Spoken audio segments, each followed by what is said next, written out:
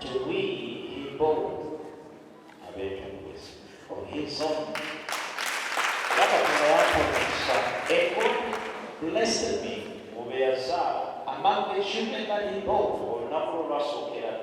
His very first day to be called a father.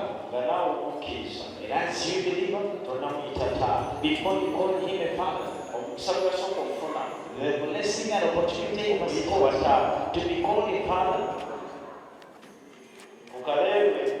At Kalere, where I was born from, where I stayed,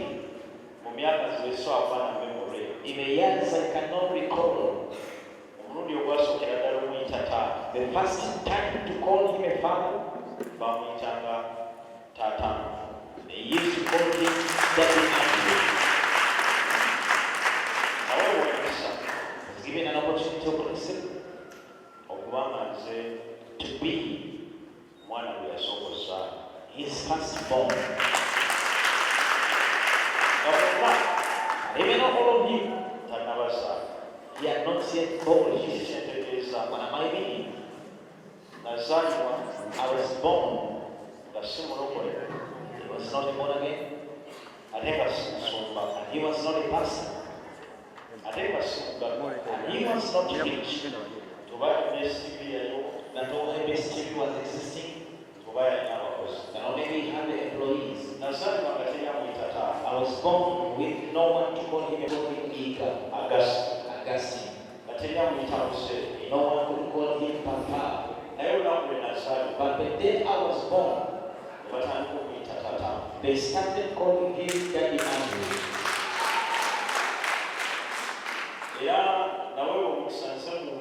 And I was given an opportunity that I'm a person who first called him Dad. You are babies. You are babies. You started calling him Daddy. 24, 2005, 2006, 2007, 2008, 2009, 10, 11,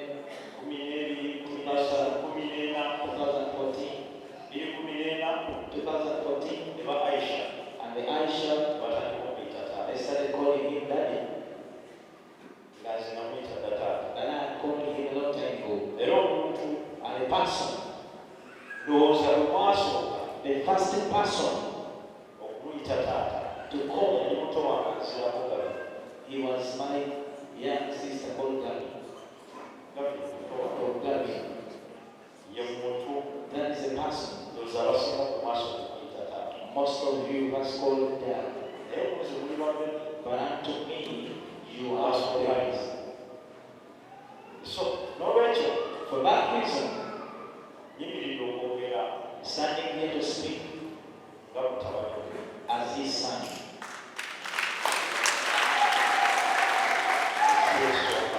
And in the first category, and I stand to speak as a pastor,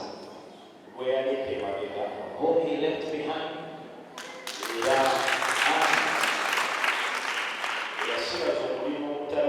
Who remained with the work which is not so simple, to do the work of God. When we first speak as his son,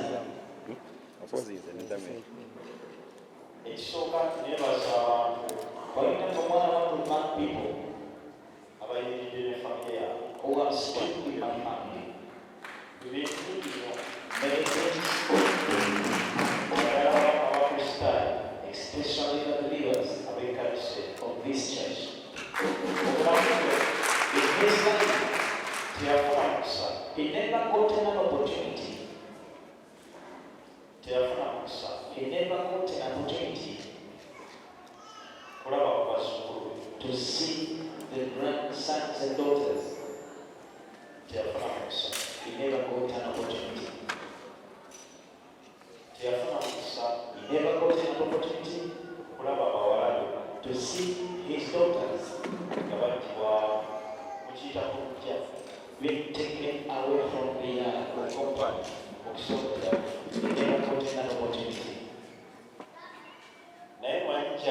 but I know where he is. At least he is happy.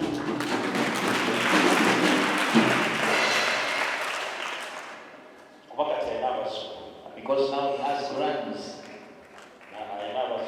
He has grandsons and daughters. And I am standing as the grandfather.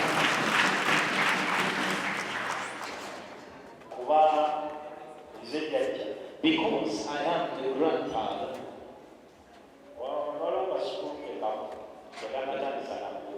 One grand was not even started speaking.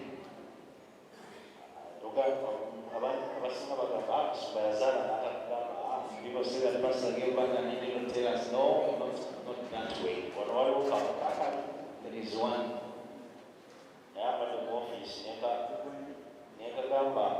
And I was in the office and I told him, this day your grandfather has put an eye on you. That is good. I remain in his footsteps. And I am the granddad of those children. My siblings. Though I always not like to use my siblings. But now they are my children. Case was asking me, don't you reach a time and you see that you're carrying a lot? I say to everyone, this is the time you reach and you see it is too heavy. But you cannot bear a child and you run or avoid him because you cannot stand with them. You have to be with them in every situation. My siblings, those who are not here, those who are at school, and I saw, and I promised, not my brothers, but my children. And I stand with them in every circumstance. God has blessed us as a family to be associated, though, as you know that 10 cannot be together. They're always people who are different from you or separated from you. Not many. There are not more than 3. There are like 2 people. And most of them, we associate. That's what I thank God for. And I thank the church, even the followers of believers, to stand together with my family. And I thank those who are employees of ABS TV to stand together with my family. And I pray God and everyone that stand here and those who are not here, believers and non-believers, those who stand with us, I pray that they will bless you.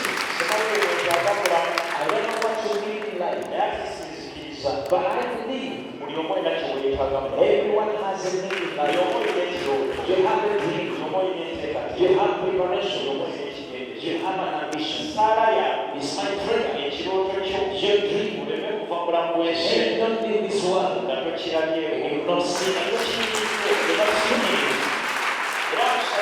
And I pray for you that may God make you reach there in Jesus' name. Thank you to stand with the family. The family of the late, our father, who born many children in different categories. His own children, the gifts that God gave him, with the gifts of the believers, which God gave him, with the gifts of employees. Most of them, those who see no longer working, but they say, This is very important.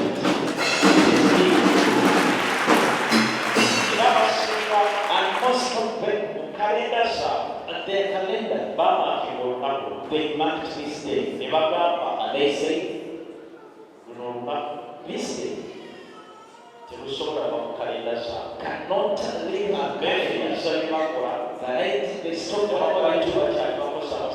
though they are no longer employees, most of them, but they sacrifice and leave their duties, and they come on such a day to respect or honor God on behalf of His family. I continue thanking you. Thank you. The journalists, different media houses, it's only one media house we refuse to associate. These pocket people, FBS, and TV, with the others. Thank you so much to look for the truth and you made the word to the world. And what they are telling in the world, Pastor Jjengo hid himself. Pastor Jjengo is disappearing. But those media, they stood and said no. A living person cannot hide. And they called. They used their people to look or research and find out what is going on in Bangladesh, to tell the world the truth. And they met me. And I told them I'm here. But they did not change. They also came. And they said, the man has never got out. He has never hidden himself. He's there. That is the truth. The different presenters, Case, Simon, most people think that it is mine, but those are the people who stand on the truth. Many people take Case. Oh, many people cry because of Case. I saw him and I told him, you don't make me cry. And he has never come before me in the wrong way. Simon, Pastor Jjengo, he always tried to tell them the truth. All the media houses, may God bless you. Even the others who are many, when you see them offended people, tell them I pray for them. I say, God,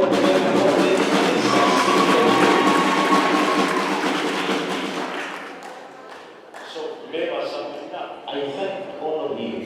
Uganda has launched. Every Ugandan in behalf of Pastor Yiga's family, thank you. Stand with us. Thank you so much. And thank you. There is nothing that I can reward to you. But I was given a small gift. Most people doubt it. But that is my gift. I have no money to give to each and every person. I have no money to give the media houses. But I have something small. I put it onto me. And I say that I have such a day to come when we have achieved or done something. The truth, this year, me and my team, we haven't done anything. According to our preparations, we have not yet done anything. There is nothing that can make us stand up and we say, Father, as units, this is what we've done in your ministry.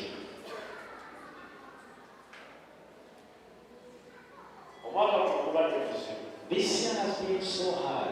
It has been so hard to Ugandans. They got in one song, economy. Poverty, lack of money, lack of jobs. Nothing. And even us, as we go ahead, should take this one.